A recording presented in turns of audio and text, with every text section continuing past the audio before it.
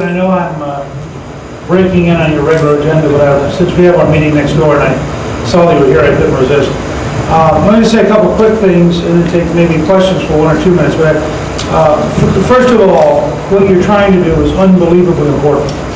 As a junior congressman, I participated in town hall meetings in 1983 when we released The Nation at Risk, which is a report that said our schools are so bad the country literally is at risk. And it began by saying if a foreign power did to our children what we're doing to them, we consider it an act of war. I happen to think that was accurate.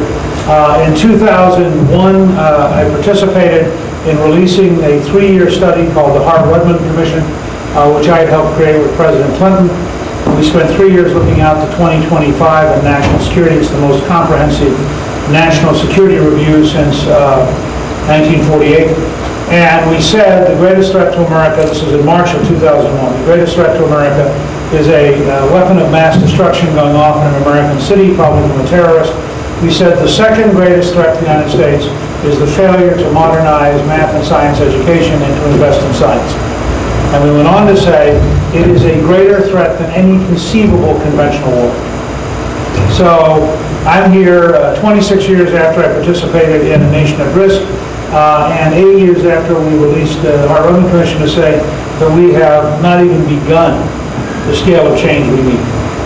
I personally believe it has to be dramatically bigger and more complex and much bolder than anything we've done so far.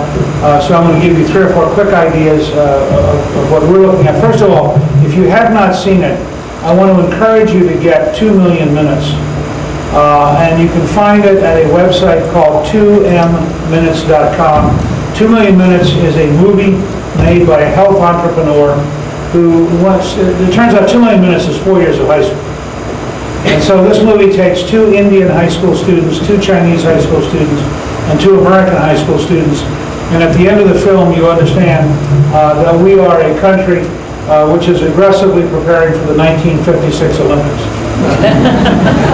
There are no examples of us winning. You're not going to win any award at that rate. Everything I do now is about my 2 grandchildren who are 9 and 7. Maggie's 9 and Robert's 7. And I am really worried that when they're in their middle age, we will not be the leading, most productive country, the safest country in the world. And I think the reform of math and science education and the investment in science is absolutely at the center of what we have to do. So I'll just leave you with a couple quick thoughts. Take a look at 2M Minutes, which has posted there, by the way, the Indian 10th grade exit exam, which you have to pass in order to go to the 11th grade in India. It's in English because all English academic education is in English. No American has passed the exam yet. They've had 4,000 try.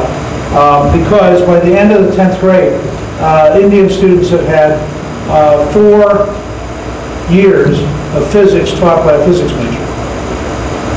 Fundamentally different model. So I realize I'm just an interloper for a couple of minutes, so I'm not going to try to give you a whole lot of stuff. But let me just say, I think you have to work back from success. Success has to be every American having the opportunity to learn math and science, including the adults who have been cheated by 2 generations of failed systems. And that's a very big challenge. Remember, we're going to live to be 80, 90, or 100 years old. So you can't write off somebody who's 25 or 28 and say, well, they're too old now. And they're still going to be around 70 years. Second, I would say to you, focus on learning. I believe that one of the great problems with science is getting kids to participate. So I think you need almost an apprentice opportunity to go out and do science, be involved in science. Third, I would say reward kids for learning rapidly. Break out of the curriculum system, break out of the current structures, and basically say if you're smart and clever. One of the things I offer students nowadays, I just did this at the University of Georgia yesterday, so I'll ask classes of students, if we had very simple, no-cost reform you could offer tomorrow morning. If you can get through high school in 3 years, we give you the 4th year as an automatic scholarship. It doesn't cost a penny. You automatically recenter the system on learning. Every time I ask a group of college students how many of you could have gotten out of high school in 3 years, always 80 or 90% of the hands go up. And you start recentering the system. I would encourage you to look very seriously at new models of learning. And I think trying to marginally improve the current structure is going to get us nowhere. But in fact, there are all sorts of ways to learn online. I would also suggest to you, talking to the state, about issuing computers rather than textbooks. The cycle time of science textbooks is so slow that they can't possibly keep up with the rate of change. If they were computerized, you could change them in real time every day with a wireless information flow. Totally different models. Last observation, just to understand how seriously I take this. My estimate, and what I do, I'm the longest serving teacher in the senior military, and I founded an organization called American Solutions to develop an entire model of change for the next quarter century. And then I wrote a book called The Art of Transformation, which is interested in how large-scale systems change. I think The Art of Transformation probably captures that as well as anything. My prediction is we're going to have 4 to 7 times as much new science in the next 25 years as we had in the last 25 years. 65% of it's going to come outside the U.S. If we don't fundamentally reshape our systems to be capable of absorbing that rate of knowledge, we will inevitably decay.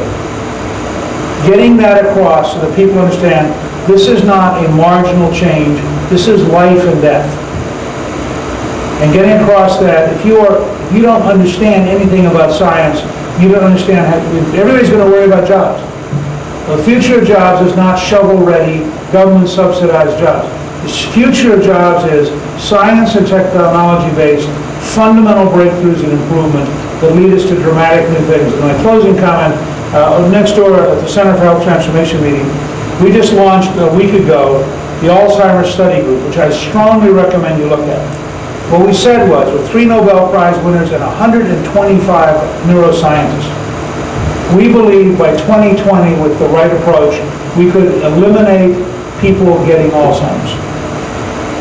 Now, Alzheimer's is an extraordinarily difficult disease with enormous consequence for families, and it is projected today that from now to the year 2050, the federal government will spend $20 trillion on Alzheimer's. And my argument is to change the Budget Act. And I'm using Alzheimer's to do this, but I want to do it eventually for all of science. And to say to the scientific community, tell me the maximum amount you could absorb intelligently in studying the brain.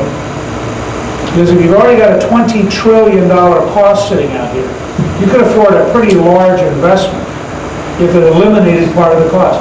If you postpone Alzheimer's by 5 years, not solve it, postpone, you save half this money. So in order to save $10 trillion, what am I willing to invest this year? And that allows you to fundamentally change the entire way we budget for science. If we did that in energy, and in the environment, and in national security, and in materials technology, so you actually had an entire part of the budget that was driven by scientific opportunity, not driven by the crunching of numbers by accountants. And you thought in a generational budget, so you didn't try to do it on an annual budget. None of you buy a house on an annual budget because you couldn't afford it. So everybody understands 30-year mortgages. Nobody in the federal government understands investing. So I just share that with you. I think these are fundamentally new approaches. I think what you're doing is unbelievably important. There's no meeting that will be held today in this state more important than what you're doing, because if we don't fix this, we are inevitably going to decay as a country. So what you're doing as a citizen is extraordinarily central to our future. I'm honored to be allowed to drop in and interrupt your meeting for a few minutes. Thank you all very, very much.